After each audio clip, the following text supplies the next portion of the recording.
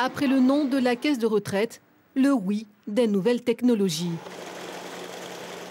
Tikifone accepte de prêter 5 milliards au pays, ce qu'avait refusé la CPS par manque de garantie.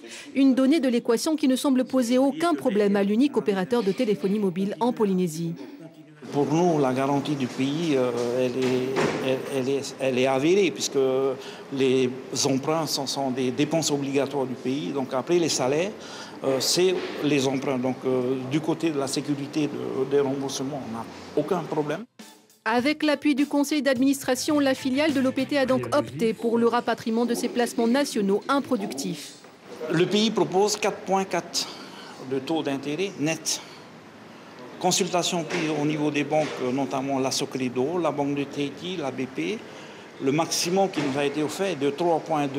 Donc automatiquement, on s'est concerté et donné une réponse positive à la demande du pays. La somme, produit du travail d'inquisition d'un Pierre Frébault dont on disait sans ressources, devrait être aussitôt injectée dans l'économie locale. L'Assemblée m'a mandaté pour recueillir 8 milliards. Pour l'instant, j'ai 5 milliards. Je pourrais donc libérer les travaux d'investissement qui permettront ensuite la relance tant attendue par tous. Monsieur le ministre, bonsoir. Merci d'être là ce soir. La CPS a dit non pour 3 milliards. Tikifone a dit oui pour 5 milliards. Dites-nous d'abord si vous trouvez normal qu'un pays emprunte à une société de téléphonie mobile. Je crois quelle que soit la nature de la société, dans la mesure où il disposait de réserves qui étaient placées à Paris sur des fonds de placement qui ne rapportaient rien. C'est une société qui a beaucoup d'argent, en tout cas, pour pouvoir qui a beaucoup de débloquer réserves, 5 milliards. Placées à Paris d'ailleurs, comme l'a fait en son temps la CPS qui a rapatrié ces fonds qui ne rapportaient plus à Paris. Le pays n'a donné aucune garantie? Je crois que la garantie usuelle, c'est une dépense obligatoire. Il faut savoir que tous les mois, je paye le remboursement des anciens emprunts, donc c'est une garantie de droit.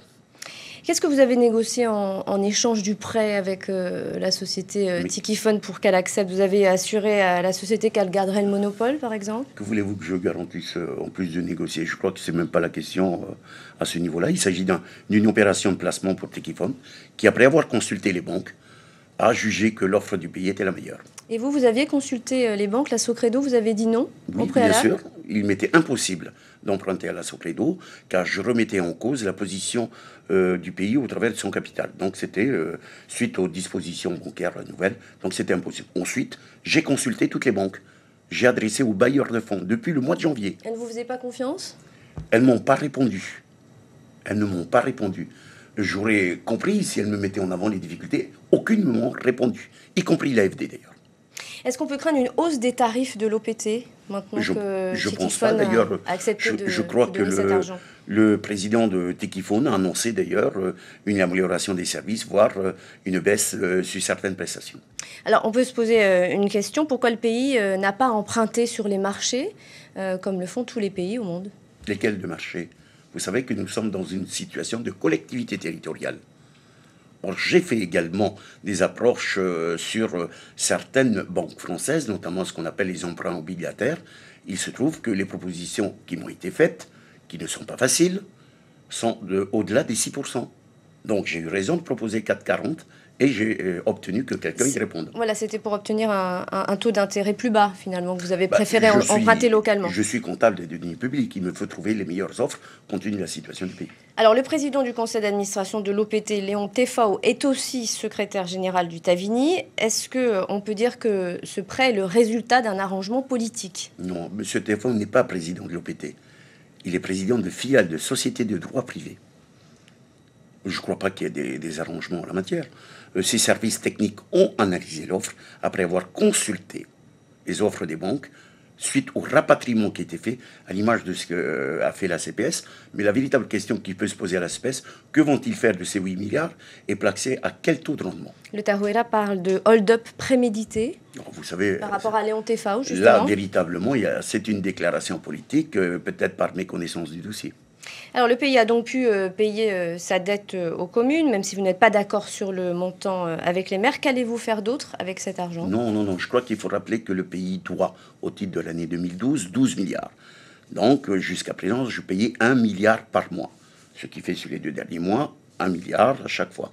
J'ai reçu une lettre de haut-commissaire me disant qu'il avait des difficultés de trésorerie, qu'il devait donc rembourser certains montants aux communes et qu'il avait impérativement besoin d'1,2 milliard compte tenu de la situation des communes que nous connaissons et surtout des salariés qui sont derrière, qui travaillent dans ces communes. Vous voulez dire que c'est le pays qui aide l'État aujourd'hui? Eh bien, j'ai accordé 1,8 milliard, alors que je suis toujours dans une trésorerie très tendue. Je crois qu'il fallait quand même que le pays aussi, comme je l'ai rappelé, dès lors que la trésorerie du pays s'améliorera, j'apporterai davantage de concours. Donc, c'est ce qui est fait.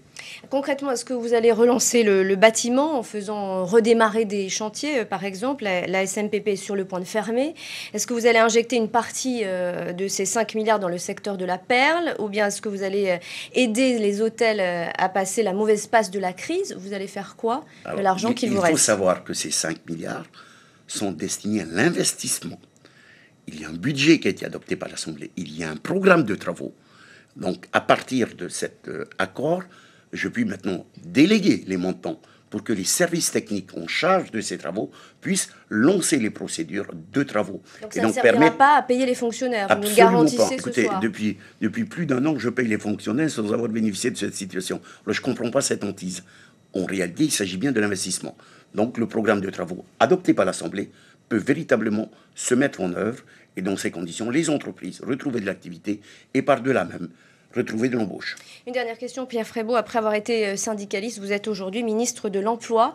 Les 3500 contrats CDL, chantier de développement créés par le président de la République le 3 février en réponse à la crise grave que traverse le pays, n'ont toujours pas été attribués. Et les dossiers sont en attente depuis le mois de février. Comment pouvez-vous laisser attendre 3500 chômeurs? Je crois qu'il faut savoir... Je ne savais pas que le président avait la faculté de créer des emplois en Polynésie. Il s'agit en réalité d'un dispositif qui existait depuis bien longtemps.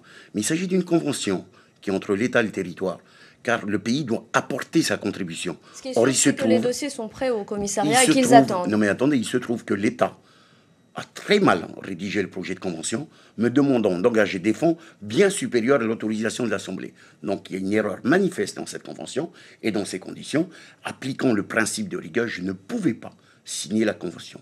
Il faudra la reprendre. C'est parce que, justement, il y a une très mauvaise approche financière. Je suis tenu aux engagements pris par l'Assemblée.